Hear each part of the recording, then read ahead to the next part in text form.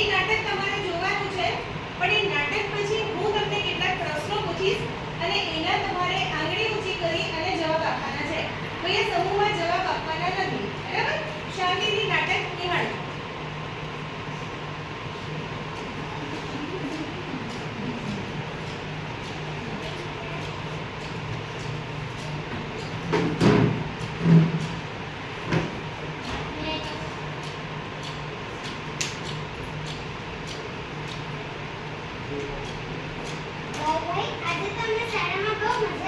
અરે શાળામાં બહુ મજા આવી. કેમ એવું શાળામાં શું કર્યું હતું? એમ પર્વતો વિશે જાણકારી આપી. અરે પર્વતો તો આપણને બહુ ઉપયોગી છે. બરો તમને વિસ્તારથી કહું. જુઓ આ છે પર્વત. જોયું શું છે આ? પર્વત આપણને દરેક જગ્યાએ ખૂબ જ ઉપયોગી છે. પર્વતમાંથી આપણને વૃક્ષોની ઔષધિઓ પ્રાપ્ત થાય છે, એમાંથી લાકડું પ્રાપ્ત થાય છે. આ પર્વતના પેટાળમાંથી આપણને ખનિજ, ઘણા બધા કોલસાઓ વગેરે આપણને પ્રાપ્ત થાય છે. અને જનક આપણી ગાયો પણ આ પર્વત પર જ ચરવા જાય છે. એટલે આપણા ચારાનો મુખ્ય સ્ત્રોત આ પર્વત છે. પર્વત એ આપણા સંસાધનનું ખૂબ જ અગત્યનું સાધન છે. સમજી ગયા ને? શું કામ છે પર્વત આપણને? હા, ખૂબ સરસ કે પર્વત આપણા સંસાધનનો મુખ્ય સ્ત્રોત છે.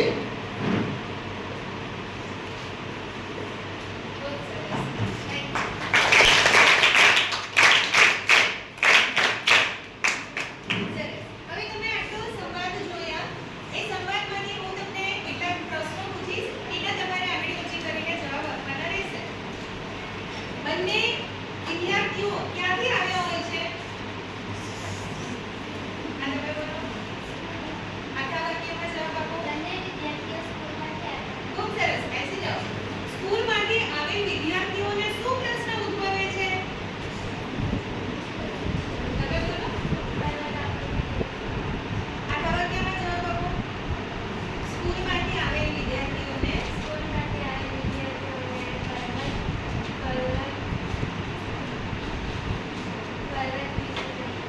જાણકારી મેળવવી છે. પર્વત આપણને કઈ રીતે ઉપયોગી છે? હર્ષભાઈએ શું જવાબ આપ્યો? પર્વત આપણને કઈ રીતે ઉપયોગી છે?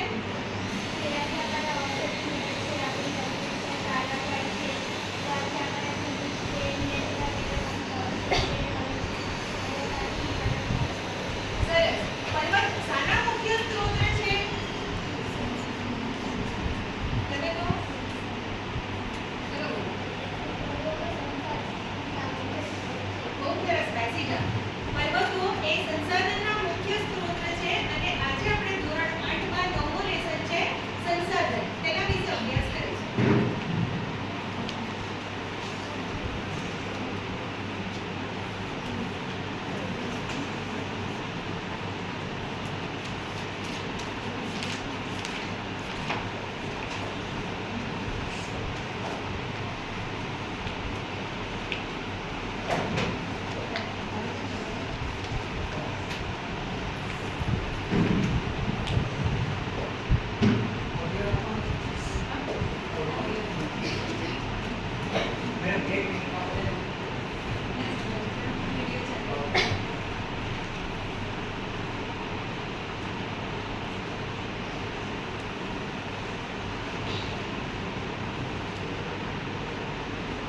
હવે આપણે પીપીટી દ્વારા સંસાધન વિશે થોડીક માહિતી પ્રાપ્ત કરશું. એ તમારે જોવાની છે. હું જ્યારે કાપામાં નોંધ કરું ત્યારે સાથે સાથે તમારે નોંધ કરતા રહેવાનું છે અને પછી હું કેટલાક પ્રશ્નો પૂછીશ, તેના તમારે જવાબ આપવાના રહેશે.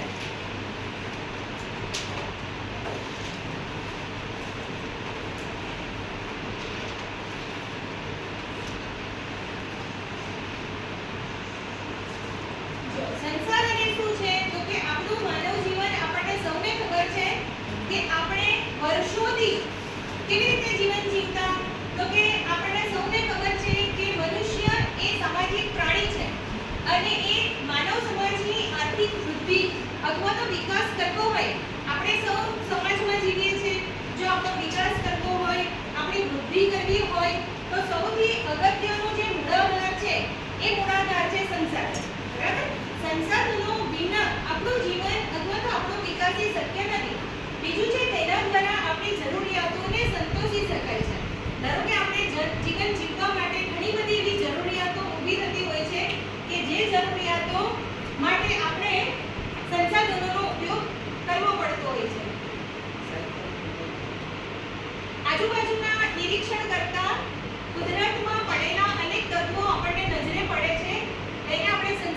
નહીં કહીએ. બરાબર? આપણે અત્યારે આજુબાજુમાં નજર કરીએ તો આપણને શું જોવા મળે છે? તમે બારીની બહાર નજર કરો તો તમને શું જોવા મળે છે? બોલો બેન તમે. વૃક્ષો, સરસ. બીજું તમે બોલો. બિલ્ડિંગો જોવા મળે છે. ખૂબ સરસ. તો આ બધા જે પહેલી નજરે નજર કરતા આપણને જે જોવા મળે છે તે આજુબાજુમાં નિરીક્ષણ કરતા કુદરતમાં પડેલા જે તત્વો છે એ તત્વોને આપણે સંસાધન નહીં કહીએ તો સાને કહીશું સંસાધન? તો કે આ તત્વોને માનવી આવડત કે કૌશલ્ય વડે પોતાની જરૂરિયાતને સંતોષવા માટે ઉપયોગમાં લે છે ત્યારે તે સંસાધન કહેવાય છે. બરાબર? ધારો કે બેને કહ્યું કે વૃક્ષો છે, આપણે બહાર નજર કરીએ તો હવા છે, સીધી નજરે આપણે જોઈએ તો સૂર્યપ્રકાશ છે. તો આ બધા કુદરતે આપેલા આપણને તત્વો છે. બરાબર? કુદરતે આપણને આપેલા તત્વો છે પણ એ સીધી રીતે એ સંસાધન નહીં કહેવાય. ક્યારે કહેવાય સંસાધન? તો કે જે હવા છે તો એ હવાને આપણે જ્યારે મનુષ્ય અત્યારે ટેકનોલોજીનો બહોળા પ્રમાણમાં ઉપયોગ થાય છે. બરાબર? તે ટેકનોલોજીના ઉપયોગથી અથવા તો મનુષ્ય પોતાની આવડત અથવા તો પોતાના કૌશલ્યથી એ જ્યારે તેનો ઉપયોગ કરે છે જીવનની અંદર ત્યારે તે શું બને છે? સંસાધન કહેવાય. તત્વોને માનવી પોતાની આવડત વડે અથવા તો કૌશલ્યથી પોતાની જરૂરિયાત સંતોષવા માટે જ્યારે ઉપયોગ કરે ત્યારે એને સંસાધન કહેવાય. બરાબર? આ લાકડું એમ જ પડ્યું હોય તો એને આપણે કોઈ ઉપયોગમાં નહીં લઈએ તો સંસાધન કહીશું? તો નહીં કહેવાય. પરંતુ લાકડામાંથી આ ફૂટપટ્ટી બને છે. બરાબર?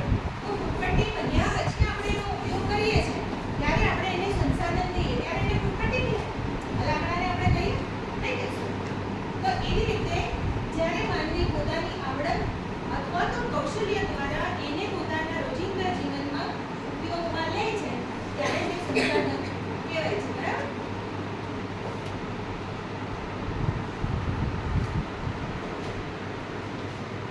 સંસાધન એ કોઈ આવશ્યકતા કે જરૂરિયાતને સંતોષનાર હોય છે. બરાબર? હવે આપણે આગળ જોઈશું. અગાઉના સમયમાં માનવી પાસે ખનિજો શોધવાની કે તેને શુદ્ધ કરવાની આવડત નહોતી. બરાબર? આપણને બધાને ખબર છે કે મનુષ્ય પહેલા કેવું જીવન જીવતા હતા? કેવું જીવન જીવતા? ભટકતું જીવન જીવતા હતા. પહેલા પણ આ જ બધી વસ્તુઓ હતી. બરાબર? પથ્થરને ઘસીને એ અગ્નિ ઉત્પન્ન કરતા હતા. તો અગાઉના સમયમાં માનવી પાસે ખનિજો ખોદવાની કે તેને શુદ્ધ કરવાની આવડત નહોતી. જેમ કે આપણને બીજી ધાતુઓ જોવા મળે છે. બરાબર? લોખંડ છે, ખનિજ તેલ છે, આ સંસાધન નહોતા. પરંતુ જ્યારે એને ઉપયોગમાં લેવામાં આવ્યા ત્યાર પછી એ સંસાધન બન્યા. બરાબર? માનવી તે ખનિજોને ખોદીને પોતાની જરૂરિયાતો સંતોષે છે. આપણે જોઈએ છે ને કે અત્યારે ઘણી બધી જગ્યાઓ પરથી આપણને ખનિજો પ્રાપ્ત થાય છે. કોલસાની ખાણો હોય છે, સોનાની ખાણો હોય છે. બરાબર? પહેલા આપણને ખબર નહોતી. પરંતુ પછી માનવીએ શું કર્યું કે પોતાની જરૂરિયાતો સંતોષવા માટે એ ખાણોમાંથી એ સંસાધનોનો ઉપયોગ કર્યો.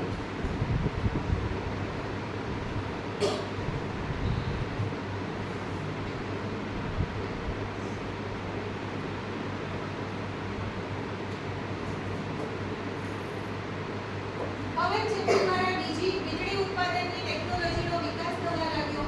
બરાબર? આપણે સૌ જોઈએ છે કે અત્યારે સામાન્ય જે પવન હોય છે તો પવન આવે છે તો એને આપણે સંસાધન કહીએ? નહીં કહીશું ને? પરંતુ શું થયું કે ટેકનોલોજીનો વધારે ઉપયોગ થવા લાગ્યો અને એ ટેકનોલોજીમાંથી શું કર્યું? પવનનો ઉપયોગ કરીને શું બનાવ્યું?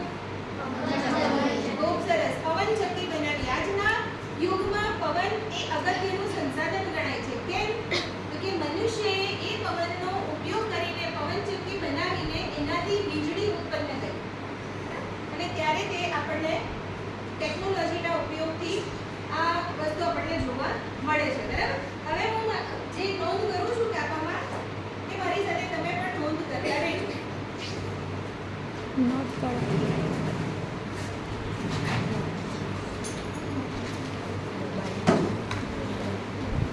ચાલો. સંસાધન કોને કહેવાય?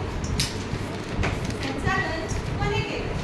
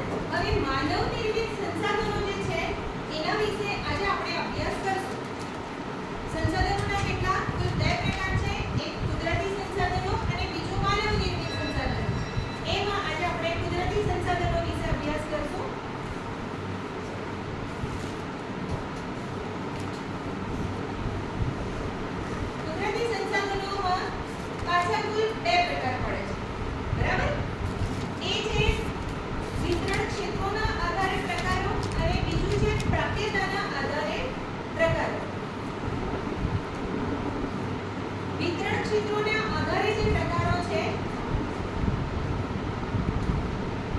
વિતરણ ક્ષેત્રોના આધારે જે પ્રકારો પડે છે એમાં પાછા કેટલા કુલ 4 પ્રકાર પડે છે. એક સર્વસુલભ સંસાધન, બીજું સામાન્ય સંસાધન, ત્રીજું વિરલ સંસાધન અને ચોથું છે એકલ કે દુર્લભ સંસાધન.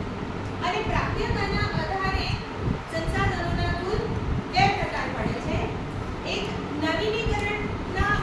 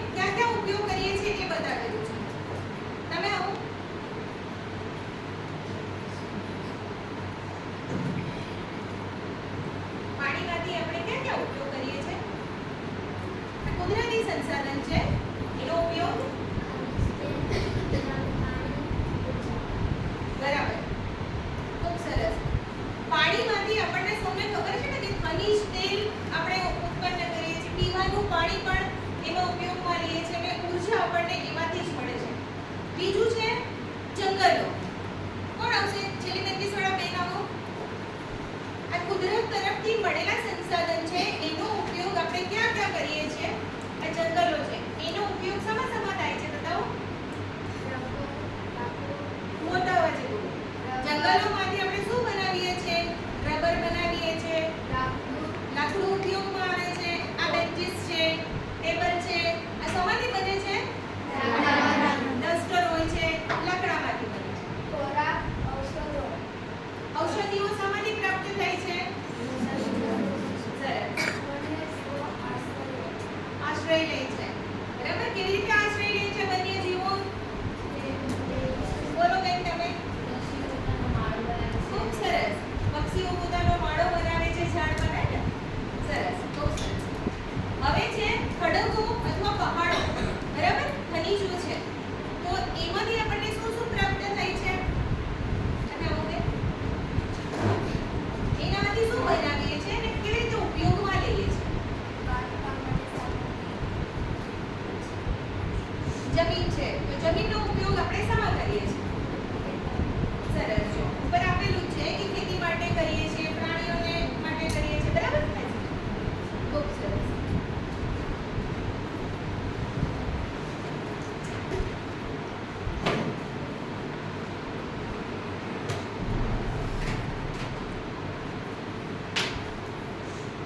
સંસાધનોના કુલ કેટલા પ્રકાર પડે છે?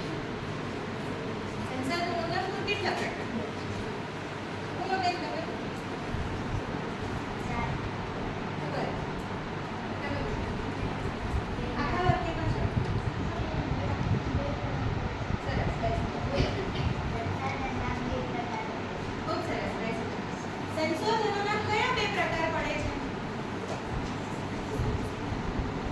બોલો બેન તમે.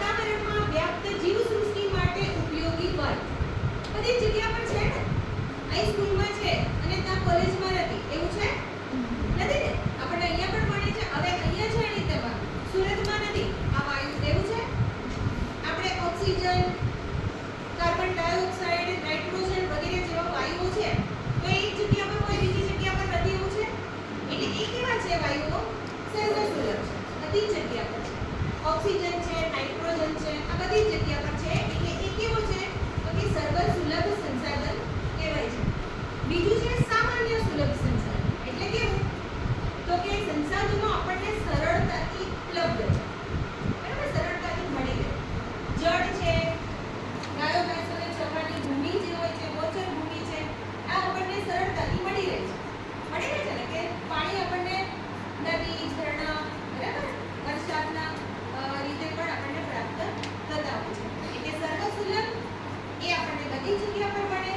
સામાન્ય સુલભ એટલે કે એ સામાન્ય રીતે આપણને પ્રાપ્ત થઈ જાય છે. આગળ જોઈએ વિરલ સંસાધન.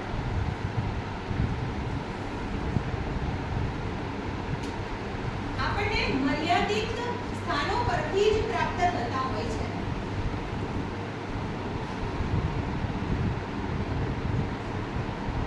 આ વિરલ સંસાધન કેવો? જો આ આપણને બધે જ મળી રહે.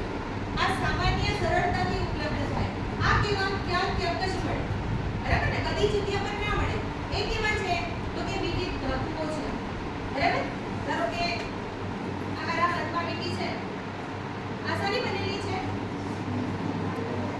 સરસ, ચાંદીની બનેલી છે. આ કોઈ પણ જાતનું લકી હોય કે સોનામાંથી બનેલું હોય, કોઈ પણ ધાતુ હોય, આ ધાતુ બધે જ ઉપલબ્ધ થાય આપણને? બધી જગ્યા પર ધાતુ ઉપલબ્ધ થાય? નહીં થશે. એ ક્યાંથી ઉપલબ્ધ થાય તો કે ક્યાંક ક્યાંક કોઈ જગ્યા પરથી જ આપણને ઉપલબ્ધ થાય. બરાબર?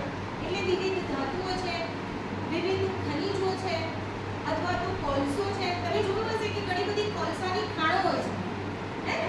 તો બધી જગ્યા પર ખાણો હોય નહીં હોય.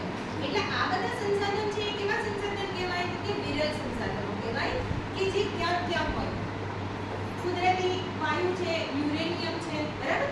આપણે જોઈશું કે આપણા ગુજરાત જે છે એ ગુજરાતમાં પણ ઘણા બધા એવી ધાતુઓ છે અથવા એવા ખનિજ તત્વો છે કે જે આપણને સરળતાથી પ્રાપ્ત થતા હોય છે.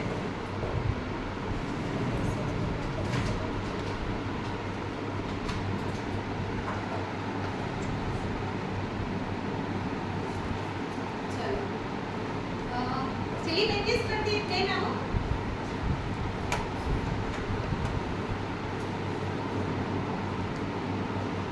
अब आप कच्छ बताओ आपने.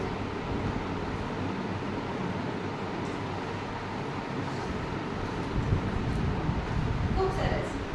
આ જે કચ્છ છે ગુજરાતમાં, એમાં ચૂનાનો પથ્થર આપણને ત્યાંથી મળી આવે છે. બરાબર ને? ચૂનાનો જે પથ્થર છે આપણને કચ્છમાંથી મળી આવે છે.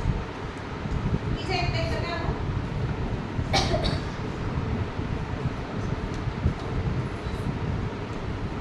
આમાંથી સાબરકાંઠા બતાવો. ખૂબ સરસ. અહીંયાથી આપણને તાંબુ મળી આવે છે. તો આવા ઘણા બધા ક્ષેત્રો ગુજરાતમાં પણ છે કે જેમાંથી આપણને ઘણા બધા એવા તત્વો કે સંસાધનો ઉપલબ્ધ થતા હોય છે.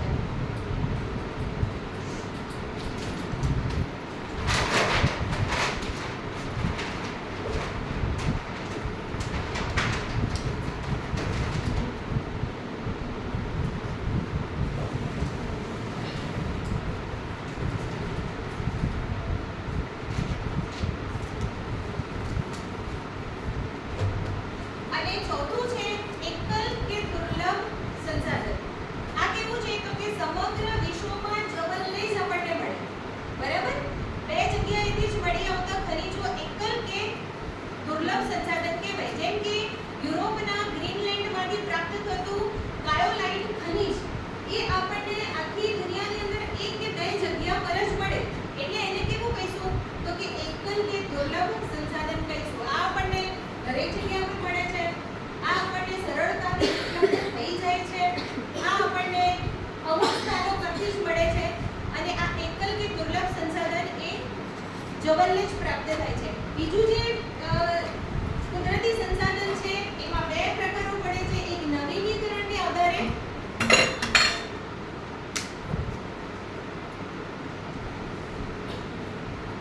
નવીનીકરણીય સંસાધન કે જેને વપરાયેલ જથ્થાની પૂર્તિ આપમેળે ચોક્કસ સમયગાળામાં થતી હોય છે. એટલે કે અખૂટ ગણાય છે. બરાબર ને? એ ખૂટી શકે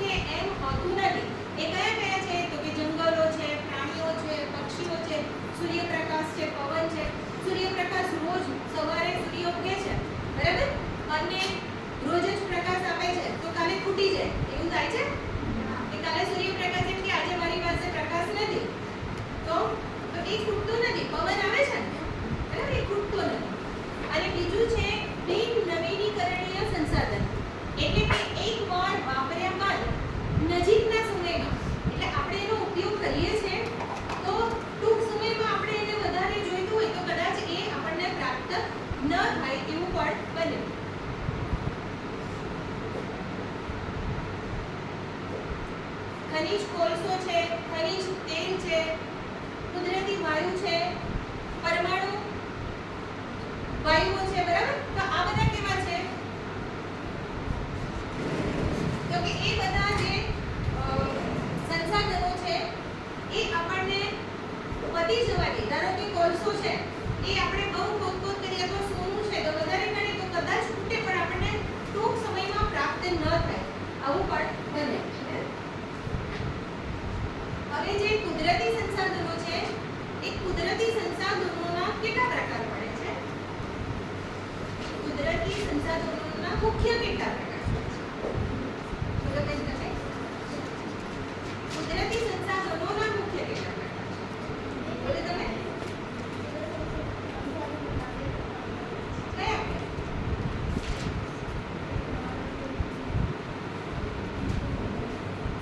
બોલો બેન તમે.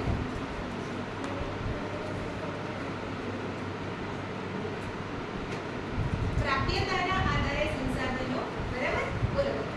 ગુણવત્તાથી અને ગુણવત્તા. ખૂબ સરસ. બેસી જાઓ. હવે બેસી જાઓ બધા.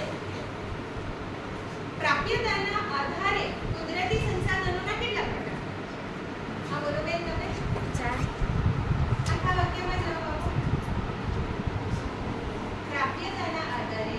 પ્રાપ્તિના આધારે 4 પ્રકાર છે. ખૂબ સરસ. બેસી જાઓ. સુલભ સંસાધન કોને કહીશું? હા, બોલો બેન તમે. ખૂબ સરસ. બેસી જાઓ. હવે આપણે આજના જે પીરિયડની અંદર કુદરતી સંસાધન વિશે અભ્યાસ કર્યો, બરાબર? તો હવે આપણે આ કુદરતી સંસાધનમાંથી તમને આજના દિવસમાં કેટલું યાદ રહ્યું એ ચેક કરશો, બરાબર? એ થોડું તપાસી લેજો.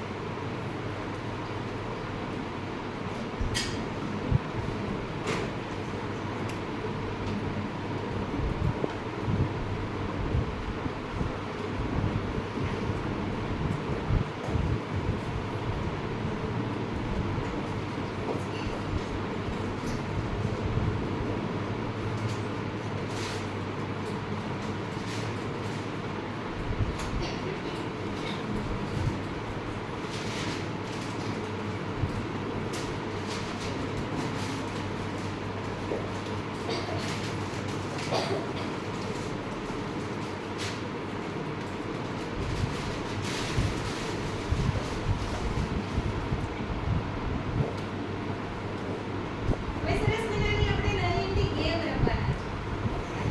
તમારામાંથી હું જે નંબર બોલું એ નંબરવાળા બેન અહીંયા આવશે. 5 નંબર. આમાંથી તમારે એક ચીઠી ઉપાડવાની છે અને આમાં આપણને આપ્યા છે, બરાબર ને? કે આ કયું સંસાધન છે એની સામે લખવાનું છે. ક્યાં આવે છે? ખનિજ તેલ આપણને ક્યાંથી મળે છે? બરાબર. ખનિજ તેલ છે ક્યાંથી મળે છે આપણને? આવો બેન તમે. ક્યાંથી પ્રાપ્ત થાય છે? સરસ. આ વાંચન પત્ર ક્યાંથી આવે? ખૂબ સરસ. બેનને આપણે 3 તાળી. 12 નંબર.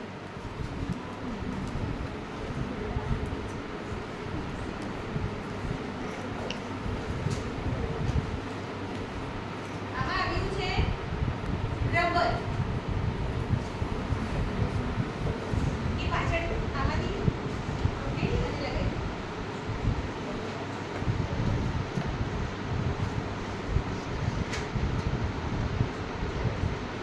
બસ. 25 નંબર. તમને સરસ આવડી ગયું છે બધું, હે ને? આમાંથી એક લઈ લો ચિત્ર. શું છે પહેલા વાંચો.